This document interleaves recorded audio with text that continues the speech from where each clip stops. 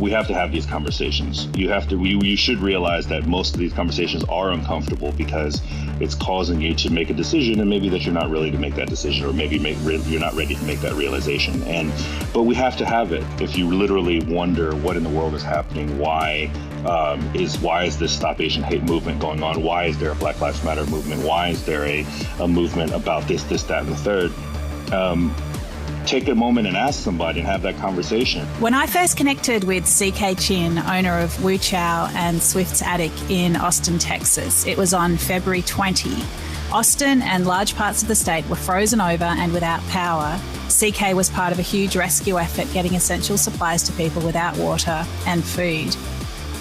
Since then, so much has happened, so much more in this period where it just seems like big things keep on happening. On March 16, a white man killed 8 people, 6 of them Asian women, in the Atlanta area. This fresh tragedy has given the Stop Asian Hate movement sad impetus, and CK has been a huge figure in that too. Anti-Asian racism has never not been with us, and it's unfortunately also rife in Australian society. But there's definitely been a new wave since COVID-19 came upon us. And in the US, ex-President Trump fanned that fire with disgusting anti-China sentiment.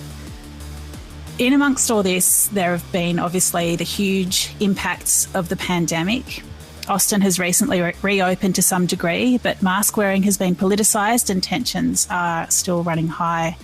CK, there are so many huge topics to talk about, and I'm really grateful to you for coming along to have a chat to me at Dirty Linen. How are you? I'm doing well. Overall, I think that we've been through a lot, both as a species and as a country and as a city, and keep as you narrow it down. And I know I get asked this question a lot, thankfully, actually, by a lot of people and by friends, and my general answer is always that, I'm grateful to still be here. I think that you have to kind of stay humble in times like this to kind of focus on the positive rather than on the negative, Yeah. I'm really conscious of wanting to talk to you about anti-Asian racism, but not wanting to ask you to continue to do the exhausting work of endlessly explaining it. But, at risk of doing exactly what I just said I don't want to do, what do you think is the best way to have these conversations and create the kind of allyship that will hopefully spark and sustain change? It's funny. We say exhausting, and the only reason it's exhausting is because it's repetitive, meaning that we continue to have it. Now I'm 41. And, we've had it since I was a child, and so it's exhausting because we don't see as much change as we would like. I don't think it's exhausting if we see a light at the end of the tunnel. I don't think it's exhausting if we can find a way to make this the last conversation or some sort of progress or anything like that. I think that's what it is. I came upon this kind of inadvertently a kind of profound realization when I was writing a little kind of an op-ed type thing for a publication, and somebody asks, what's the most meaningful thing we can do to do this to fight this right now? And what I came up with was, you got to do your work on yourself to make this mean something to you first, and then start there.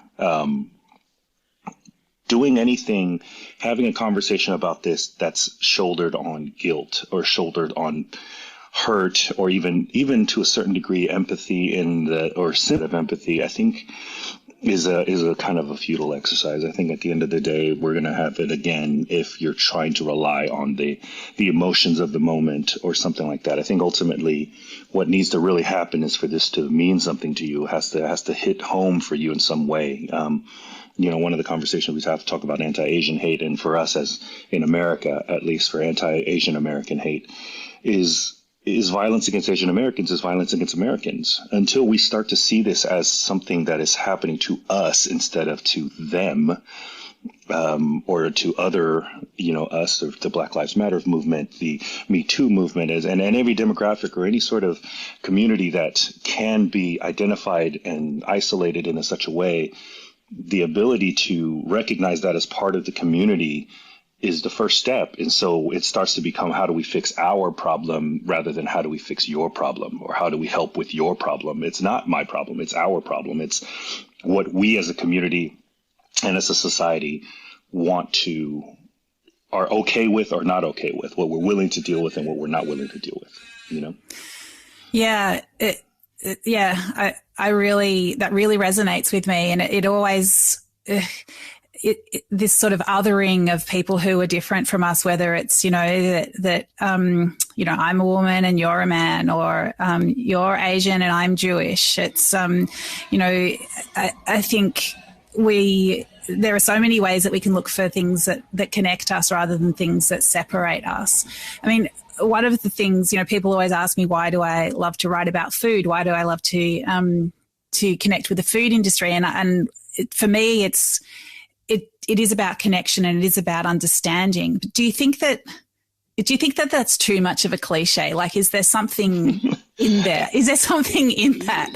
Yeah, I think it's a cliche because, you know, because everyone knows it. You know, something becomes cliche, and it's one of those things that I talk about is, it's funny how cliche kind of has become a negative connotation because we're talking about something as passe as if we're trying to stay trendy. And it's like, you know, sometimes things are, you know, traditional or whatever because they're important. You know, I think that, you know, the analogy I gave to a friend of mine was like, if I told you, and there's a neighborhood out here, you know, Austin, let's call it, you know, right now we're in Westlake, you know, or whatever. And we found out that there's somebody that's going around in Westlake just picking off people, murdered 7 people, and in your neighborhood. And then you find out that this person was only picking off people that represent a demographic that you're not part of, but people who are 6 foot tall and taller, and you happen to be 5'5".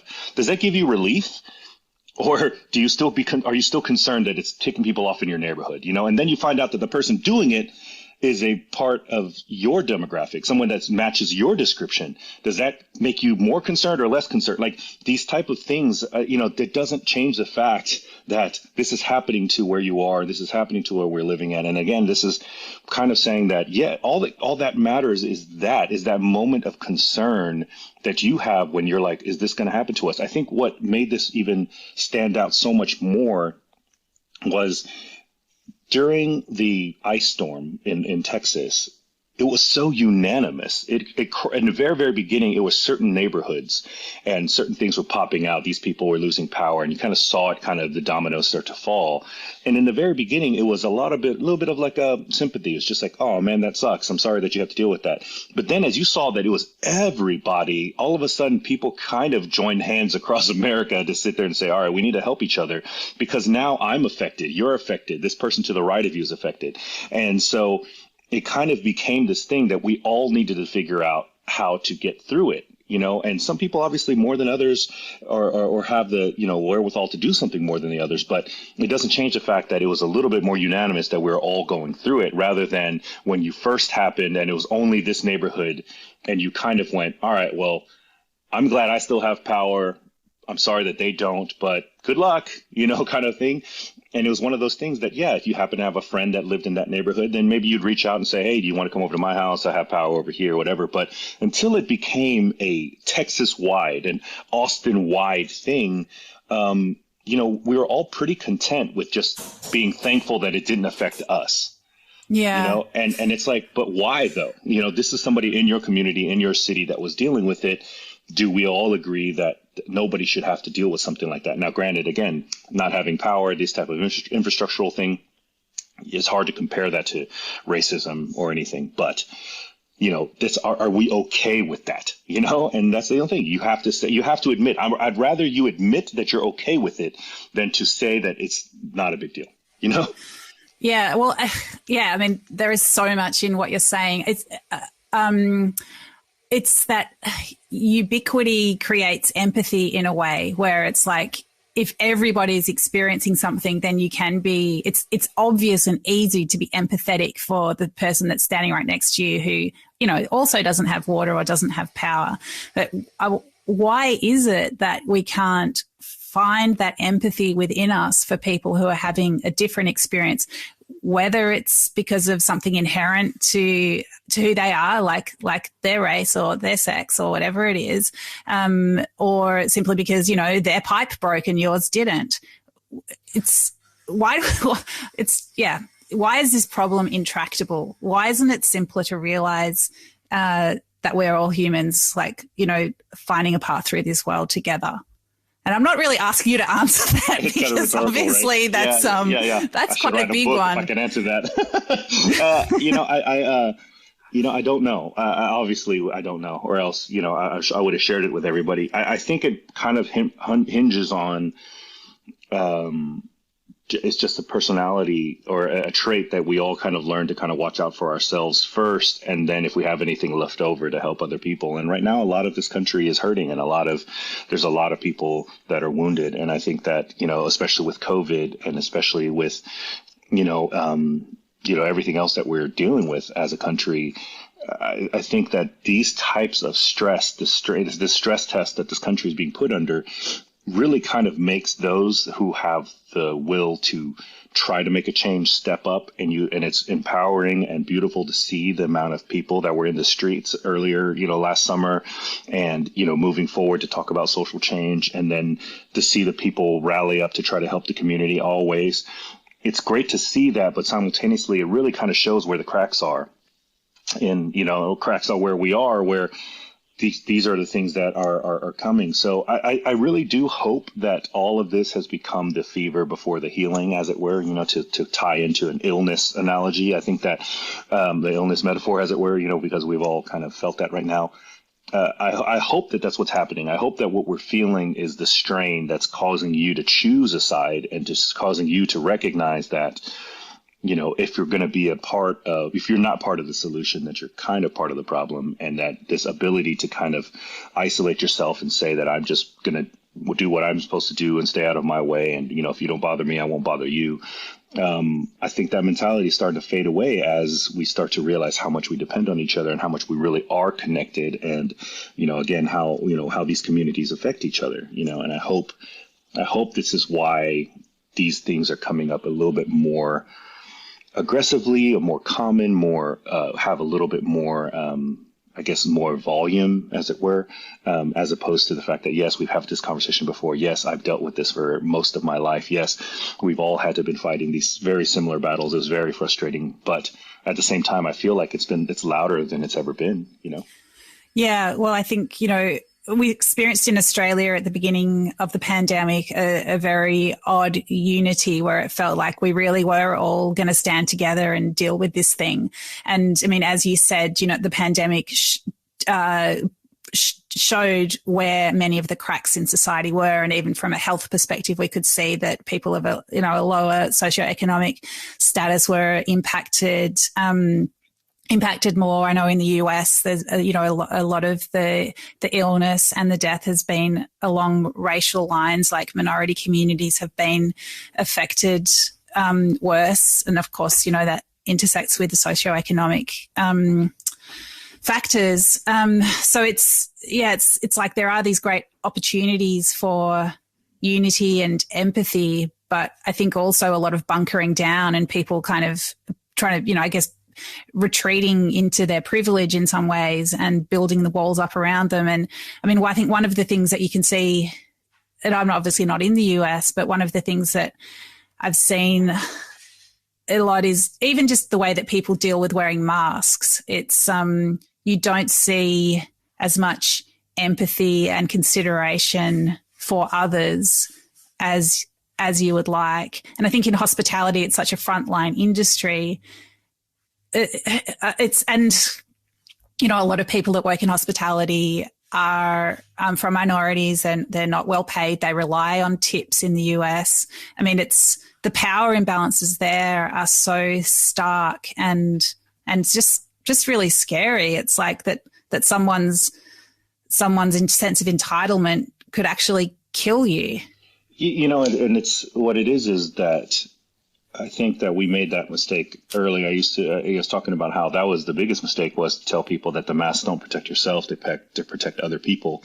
Because that's a concept that's pretty profound for a lot of people. A lot of people were using it. You can tell because people are comparing it to seatbelts, right? And I was like, well, when you wear a seatbelt in your car, it's to protect yourself. You get in a car wreck, it saves your life. You know, it's a different story if I had to wear a seatbelt, because if I got in a wreck, it increases the chances of the person that I hit for them to die, It's a different concept. And I think that I would say that, a big percentage of our population here, really haven't grasped the idea of masks, meaning, well, if I choose not to protect myself, why does it matter? And when we're talking about, it has nothing to do with that. This is the concept that if someone told me that, hey, CK, we discovered this new thing. If you wear a blue hat, an orange socks, it limits the spread of COVID, then I'd be like, well, give me an orange sock and give me blue hat. Who cares? Doesn't match. You know what I mean? It's like at this point, I'm like, this minor inconvenience, let's give it a shot. If it doesn't work, then I'll go back to wearing my regular socks when they told me. Like the idea that this has some sort of symbolic tie-in with your freedoms or your rights as a human is very fascinating, because it's just not. It's just such a minor inconvenience to hopefully help us kind of wrap our brain around, or wrap our arms around how to get a handle on this. And I think that that's where it comes down to, is that we just don't care enough about each other. It's the conversation, somebody, in my conversations, even about this, the Asian violence, is somebody mentioned that somebody gave me a percentage and was like, this is not that many. This isn't that bad. And I was like, okay. I said, fine. I respect that you have that opinion. I said, so the question I have to you, or anybody that says this, and it was the same thing with COVID, I said, what number is enough? When we hit 1,000 dead, do I come and talk to you? And are you ready to march for us then? When we hit 10,000, 100,000, you tell me the number, because you telling me that this isn't enough is deflecting. It's not enough. You're not telling me enough. You told me that this isn't bad enough, and I totally get it. I mean, we all make these calculations instantaneously in our heads. There's a small percentage of people that die in plane crashes, but guess what? It's the fastest way for me to get to Australia, right?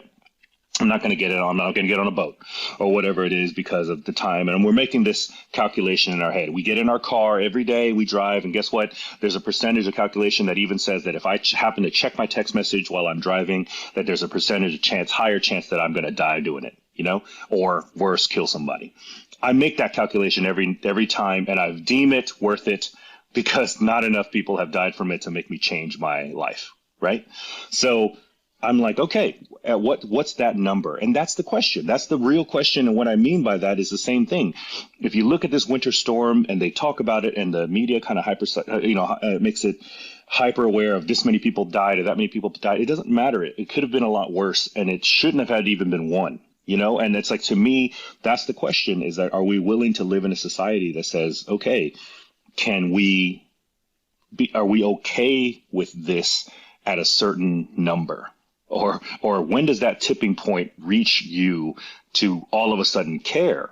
And I can't answer that for anybody but myself. But that is the thing. I had a lot of sympathy for this person saying that, because I feel like a lot of people feel that way. Well, I think that's very generous of you. And I guess the distinction that I would draw between, the checking your text message or coming to Australia by plane scenarios is that one's about hate and acting like dishonoring someone else's right to be there, which I suppose you could say checking your text messages is also disrespectful to anyone else who happens to be in the world around you.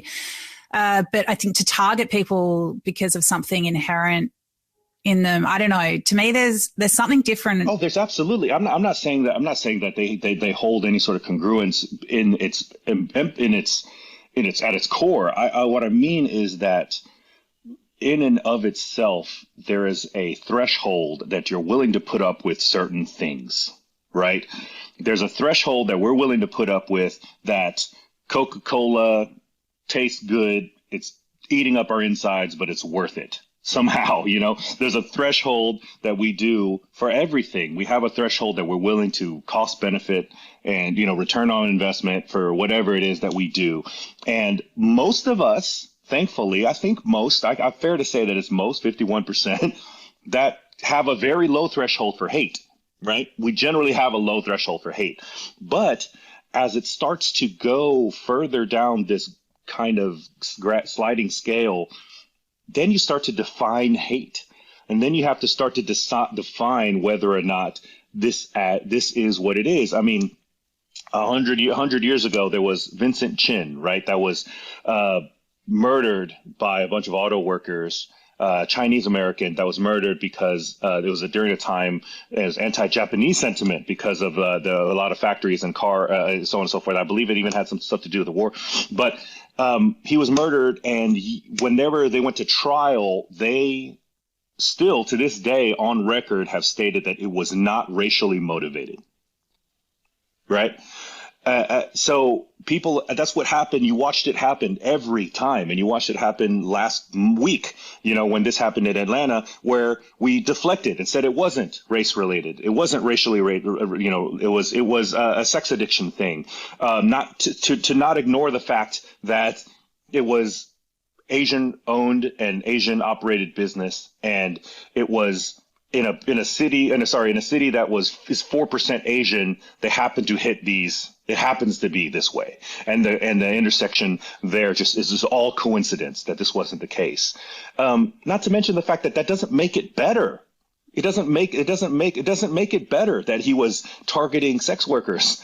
That doesn't make it better. That doesn't make it anything. And so it's kind of like these are all ways that we justify it to ourselves to keep us underneath that threshold, because once it crosses over for us, then we have guilt and we have what we need to go and take action. And we do everything in our power to do that. It's like the equivalent. I mean, again, I keep drawing it to try to make connections with people to understand. It's like me deciding to, I don't need to go to the gym because these pants still fit.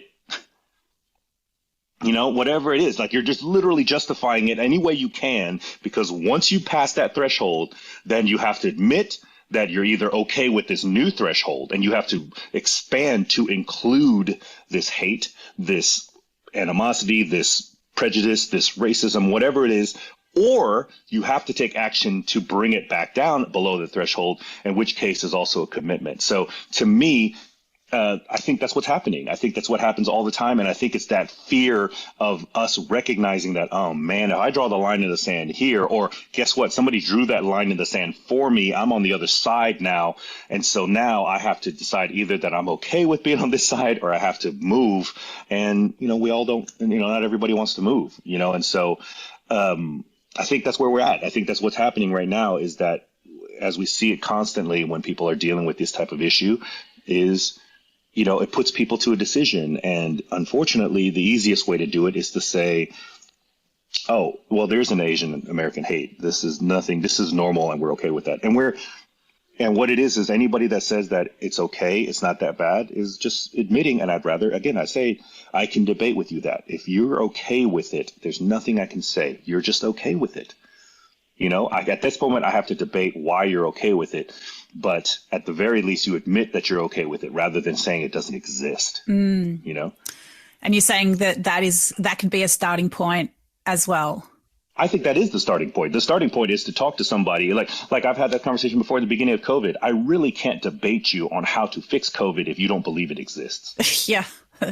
I can't. I mean, it's the equivalent. I said before, and people talk to me. Somebody interviewed me the other day about that, and I said, well, you have to remember this way. If somebody doesn't believe this is an issue, it's the equivalent to them, whether I believe it or not, that I tell them to come in and put on this amulet to protect them from the vampires. And how silly it is to them that this is actually a thing, and that they think that this is the most the most ridiculous idea. And for me to have that debate is the same for somebody who doesn't believe this exists. And so the first step has to be that you have to believe that this is a thing.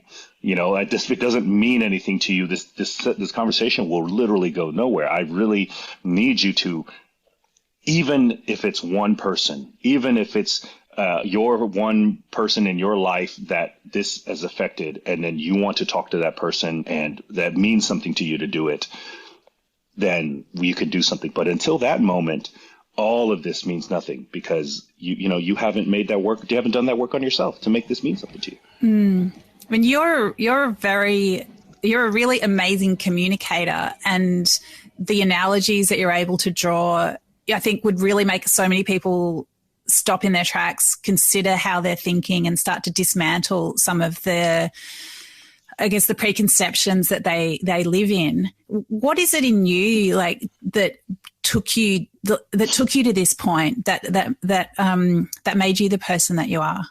I grew up broken household, kind of an abusive family household with my father not around. My mother and my grandmother were incredible, instrumental in raising my sister and I. That's one of the reasons why I named the restaurant after my grandmother, last name Wu. My last name is Chin. I named it after her, because she was the one that raised me. She was the one that fed me and cooked me. And I was like, she deserves credit before I get credit, and I think that there was a kind of moment in my childhood when I was probably in middle school where, as you're starting to learn about psychology and you're starting to hear about people, that the reason why person A became adult A was because of this is what they went through. And it felt like it was fate, that if you went through these hardships or went through these things that you had to become this way. And I just really rebelled against that idea. I really rebelled against the idea that if you weren't hugged enough as a kid, that you could grow up and be a hateful person or not know how to hug people. I just,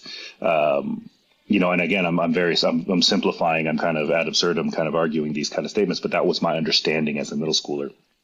And I really kind of fought back against that, because to me, there was this moment of, I can choose how I react to things. Anything that happens to me, I can choose whether or not that'll affect. It's all about perspective, I think. I talk about, one of the more, also another important figure in my life was my grandfather, and he raised me, and along with my mother and my grandmother, and we were, so very, very close. He ended up passing away from cancer. And a quick story was, as a kid, I remember he was a gardener. He used to come out and he would water his lawn, his flowers and his plants every day. And I would come home, and whether he intended to or not, he was always outside when I came home from school.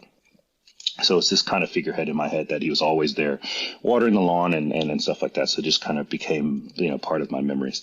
Now, when he was sick, he obviously went several months, upwards to almost a year, that he was unable to be out there watering the lawn. And you just kind of get used to it as a human. You just kind of get used to these type of things. And I remember that, on the day that he passed, I came home. I had a really bad day at school. Whatever was going on in my life. It was, at this moment, obviously, I don't even remember. It was so, minuscule at that. It's just large to a middle schooler. To a high schooler. And I came home and I walked through the door. He had been struggling and fighting with cancer for a long time. I came home. I looked into my living room, and my entire family was there. Aunts, uncles, cousins, everybody. And so I knew right away. I was like, that's what happened. I knew exactly what happened, burst into tears, obviously. And I just turned around and walked out the room. Right. I went back outside. There was not a single cloud in the sky. Beautiful sunny day. And it started raining. Like, it just started raining. And I remember in my head, the perspective was, rather than, of course it's raining, look at how could this day get any worse? But what popped in my head was that he's watering the plants again, oh my gosh.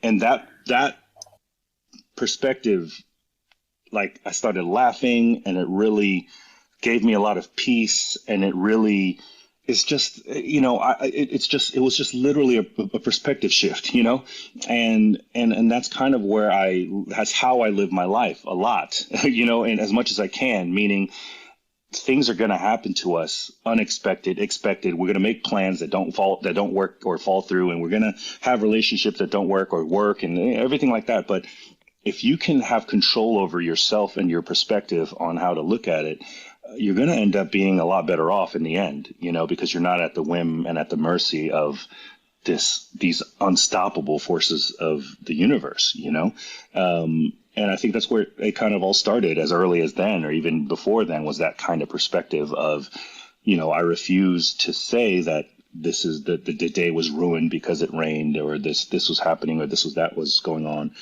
It just, it really changed everything for me. And then I just, as long as I can remember, that's always been the way that I've looked at life. That is such a powerful and inspiring story. I've got tears, I've got chills. I just, I think, thank you for sharing that. It's really very powerful, and I can see the transformative nature of that experience and interpreting it like that, because I suppose, as you're saying, it's not what happens to you, it's what you do with it. Right. And that's a cliche too, right? People all the time tell you that. I mean, you probably we've heard that 1,000 times. But the fact is most people don't take that to heart. And I really do believe that even when all this was happening in the beginning, it was like I talked to a lot of marginalized community, people that are in marginalized communities. And I was like, yeah, we're just all kind of waiting our turn. During 9/11, I remember we had the same conversation because I had friends of mine who were Indian who were getting this hate that were just, and it was the totally wrong country, and it was like, and it was, I remember having to kind of walk people through this kind of situation. And it was like profoundly stupid that we had to deal with it in that way. But a lot of hate is rooted in ignorance, and a lot of hate is rooted in closed-mindedness. And we have to, it is exhausting and it is difficult, and not everyone is suited for this, and it's not necessarily our job. But to me, if we're looking for results and if we're looking to try to make progress, we have to do the work and see where it's coming from to get to the disease and not the symptoms. And right now, this is a symptom of a much larger disease. And we are just in the hot seat right now. It's just our turn, for the time being. And until we can address the disease full front and, and admit to ourselves this is what we're dealing with, we're just going to mitigate the symptoms, and we're just going to soothe it for a little bit, and then ultimately just wait until the next one comes around, until the next community decides to, or that gets addressed, and so, I think it takes patience and care. Yeah. Well, it does take patience and care and an openness to learning and changing. And I mean, even this idea that every minority has to have its turn at being discriminated against, as well as everything else, that demonstrates how absolutely stupid it is. Yes. I think that, obviously broader social justice is part of the fix, where if people feel more equal and empowered and that they've got legitimate pathways to success in society, then that is going to, help. And I think, what we've witnessed in the US, without wanting to speak about your country, but what we've seen in the US is leadership that has not been promoting that. It's been about inequality rather than raising people up. Do you feel that the tone is changing for you there at the moment? I wish I could say it is. I do think that we're coming off of the heels of all the social justice in the summertime, and the way that it has emboldened people to speak up. I think that has definitely helped, and I think that that's probably has attributed a lot to the tonal change. I do see that the divisiveness that comes amongst individual minority groups, like you can see that people in power are trying to divide by pitting one minority group against another. You can watch it happening before your eyes. It's like, obviously, like you can look at people trying to harbor and create a black and Asian divide, and things like that. I think that is a very real kind of angle that some people are directing, and I think that it's part and parcel with it's just getting more attention than before, and I think that, again, this is why we need to kind of come together and recognize that the bigger disease is ignorance and hate, and recognize that the way that we have to address and handle these type of situations is with empathy and compassion, and recognizing, that it is a small amount of the population that actually does the terrible things, but it is up to the majority of our population to decide whether or not that those things are acceptable or not. You know, it's relatively easy, I think, that if we all agreed that this is unacceptable, that we could all agree on ways that we can fix it as a society. Like we said, if we shrunk the country down to 100 people, you know, it would be very easy because it would be one person that's doing this. And then everyone's like, well, let's stop this one person, you know, but it feels crazy when it's 100 million, you know, and then all of a sudden you're like, well, what are we going to do? It's the same thing as, you know, you talk about, you know, any sort of situation, poverty, whatever. If there's only one person in the group that needs it, I think generally we have enough empathy to go like, well, let's just help Tom out and he'll be okay, you know. But instead, when it comes down to this monumental, like 10,000 people, 50,000 people or whatever it is, it starts to seem unsurmountable. And I think that's why I always tell people, I'm like, start where you're at, looking around in your community and see where you can go. And, you know, I said that, you know, all of our arms are different lengths, you know, but I think that if we all reach out, you know, eventually we'll connect to each other. And I'm not expecting everyone to do the exact same amount or everyone to take it upon themselves to go out and become an activist. But I will say that if this matters to you, if you wake up and say, you know what, I don't want to live in a society like this. What can I do? Well, then look at that meaning, look in your heart and realize that that's what that you wouldn't want to do. And then find out where your resources lie, how many resources you're willing to do. If anything, if that's just sharing a message on Instagram or Facebook, or if that's you just taking this podcast and listening to it and sharing it with one person to say, hey, you know, I heard this conversation and it really resonated with me. Why don't you listen to it? And so on and so forth. If that's the extent of what you're able or willing to do, then that's the extent. You shouldn't feel guilty about that. That's no problem, you know. But as you start to do your internal work and you realize that this is important, and then you're not okay with living in a society that has these problems, then you'll find yourself automatically looking for more ways that you can help. I mean, that's how the water thing started. It wasn't, I mean, we didn't set out, that was not a goal of ours to, I mean, I didn't wake up in the beginning of 2020, 2019, 2018 and said, one day I'm going to pass out water to people. You know, it didn't even cross my mind. It literally started on Wednesday night. I don't know if you happen to catch that video. We started on Wednesday night. We got a boil notice. We'd been without power for like 4 days. Water boil notice that now all of Austin was going to have no water unless you boiled it. And my business partner called me up at 11 o'clock at night and was like, what can we do? You know, and I was like, well, I guess people are going to need water. And so we just started making some phone calls. And then next thing you know, we got a hold of one of our buddies who owns a water company or distributes water. And we're like, well, how much water do you have? And he's like, well, I've got 15 pallets. I'm like, we'll take all of it. You know, we'll figure it out. We'll fundraise later. We'll get it. Let's pull the trigger, get those wheels rolling, meet us out there at this time. We'll distribute that water first, and let's figure out if we can find a way to pay ourselves back. And if not, well, then so what? You know, and it was just at that moment we just realized that that's what happened. And then once we got that first round, guess what? It inspired a couple other people. I got reached out to. Somebody called me and was like, I heard you were doing this. He's like, all right, well, you know, I don't know how I can help, but I can raise some money. I can give you some money to help out with this cause. And through a number of phone calls within the next 6 hours or whatever it was, 4 hours, you know, we had 150,000 bottles of water coming into Austin, you know, because we just happened, the right people happen to hear, and I happen to know the right people and the right-hearted people. And it's like, but this is us all sitting there saying that our heart was there first, and then we just seeked it out. And anybody who sat there and wanted to know how to help, they could have done it. There's nothing that I did that was more special than the next. I don't believe, personally.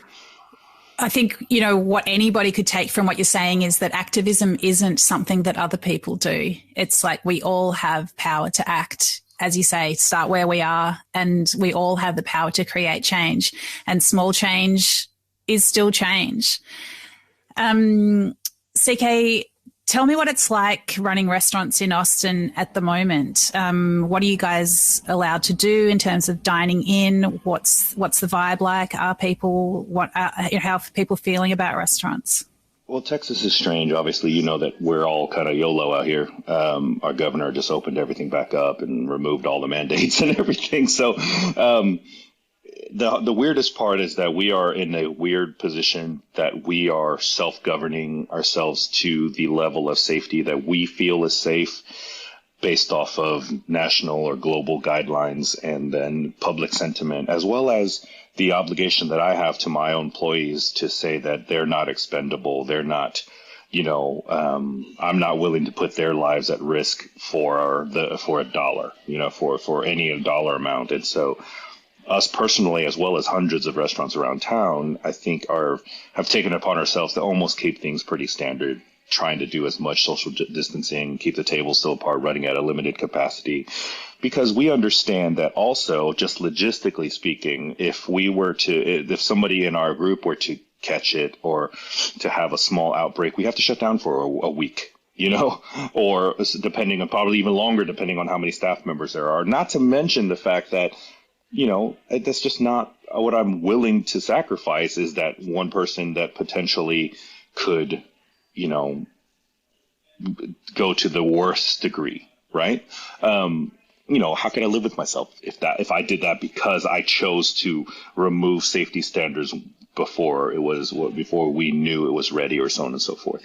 There's a large contingent of restaurants that are really pushing forward. We're super excited that, we got an announcement that starting Monday, we're all eligible for vaccines. So, getting us all vaccinated is probably the first step in us being able to open and get back to some semblance of normality of being able to be open, because whether we liked it or not, we are frontline workers, we're not, Yeah. So you're eligible for vaccines as hospitality workers? I believe so. Starting Monday, I believe everybody is technically, yeah. If you can get it, you can get it. So I hope to see it accelerate, but I do know that a lot of those efforts are moving forward. And so, for us, that's what it is. We're in hospitality from start to finish. So it's part of I've always thought it was monumentally insane sometimes that the people put allergies at the hands of the restaurants, I remember when I first started in my career, I was in Japanese restaurants and run sushi bars,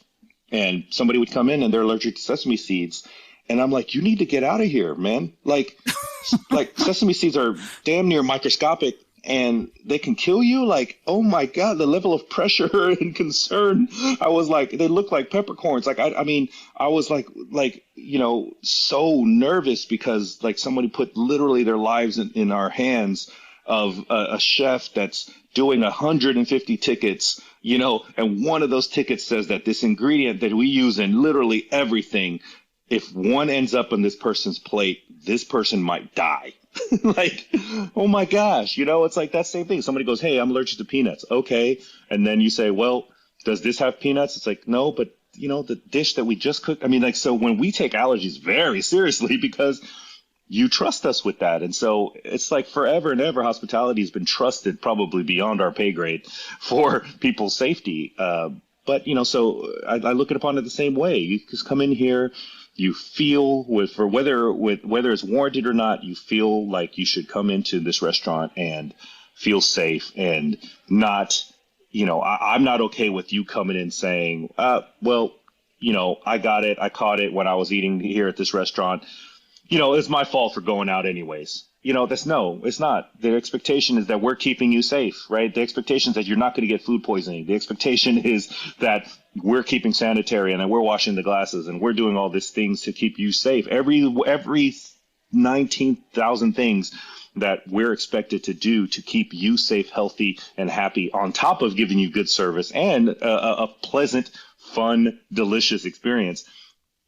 That's all part and parcel and going through the mind of any operator that's worth their salt, right? Anybody who really loves the job thinks about this nonstop. And that's where we're at. And that's where I'm at and where my colleagues are at that do it. And so we're all trying our best to navigate and take care of our employees, take care of our guests so that they feel welcome, comfortable, and safe. And at this moment, even though we could probably turn up the gas a little bit and probably get a few more bodies in there, as far as most of us go, we're probably not quite ready yet. But, I hope that with the vaccines, I hope that we're getting closer. Oh, wow. CK, is there anything else that you want to say that we haven't touched on today as we wrap it up? Oh, what above beyond the global pandemic and trying to end racism? We've tackled some big ones, and I reckon, you're an incredible communicator, and I reckon we've actually got somewhere, and, yeah. I appreciate that. No, I think I love, this is a thing. we gotta stop shying away from uncomfortable, quote unquote, uncomfortable conversations. We have to have these conversations. You should realize that most of these conversations are uncomfortable because it's causing you to make a decision, and maybe that you're not ready to make that decision, or maybe you're not ready to make that realization. But we have to have it. If there is an ignorance coming, and why, if you literally wonder what in the world is happening, why is this Stop Asian Hate movement going on? Why is there a Black Lives Matter movement? Why is there a movement about this, that, and the third?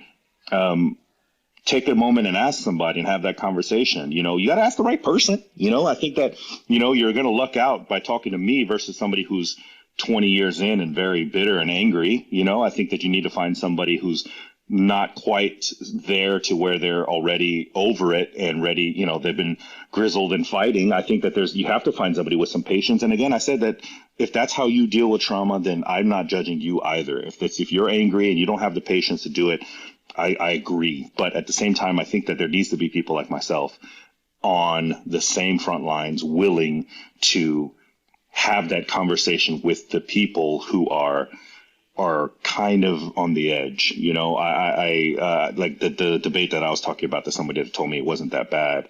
We had a very long debate on social media and a back and forth, and a lot of people were like confused, like, CK, why are you wasting your time with this guy? What are you doing? And they were kind of attacking them and stuff. And I was like, look, it's not about this person. If I don't change this person's mind, fine. But I need to treat this person with a level of respect that when somebody's reading this, who might have felt the same way this person did, but is unsure, that when they read it, they should see that I am treating that person with patience, rather than that person going, well, hell no, I'm not going to say anything, because look at how everyone dogpiled on this guy.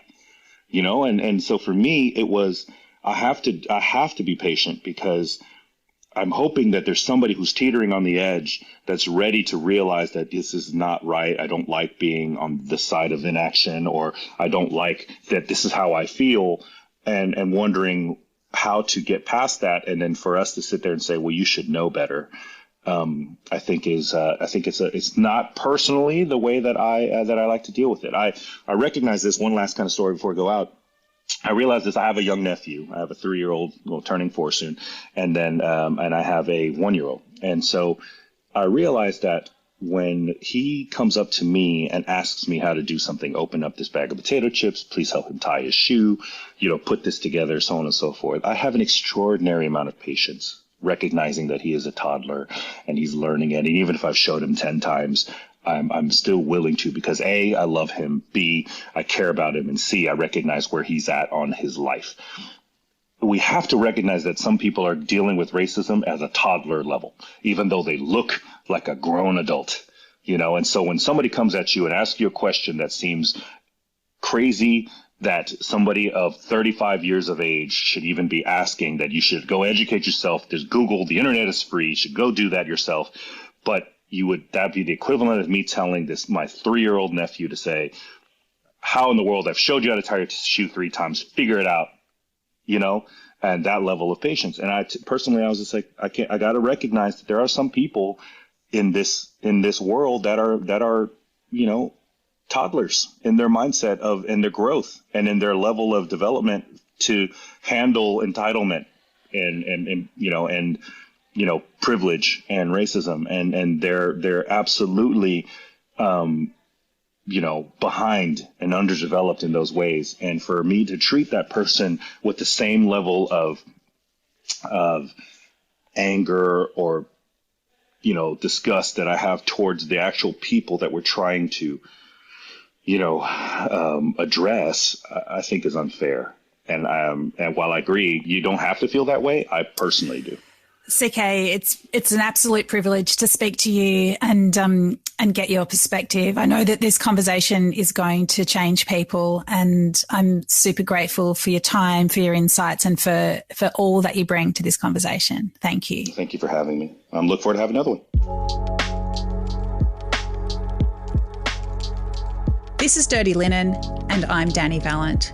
We air the issues that the hospitality industry finds hard to talk about. We spend a week thrashing around each issue, hearing from different people with unique perspectives. We want to hear from you as well.